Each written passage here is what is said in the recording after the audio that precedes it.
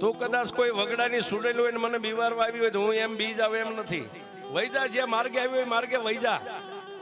પણ મેલડી એમ કે એ ભગલા હું તારી મેલડી છું ભલામાણા, કે મારે મેલડી બેલડી કાંઈ છે જ નહીં.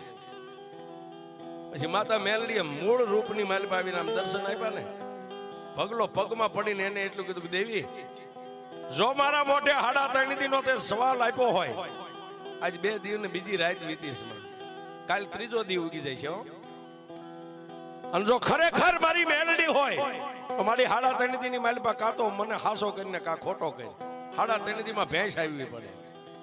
અને તેથી મારી મેલડી એટલું કીધું પહેલા દૂધ પી લે પછી હું તારી યારે વર્ષને બંધાવું. એક તાહળી દૂધ તો પીધું સાહેબ, પણ પછી માતા મેલડી એટલું કીધું ભગલા કેટલા વાગ્યા છે કે રાતના 1:30-2 નો સમય થયો છે.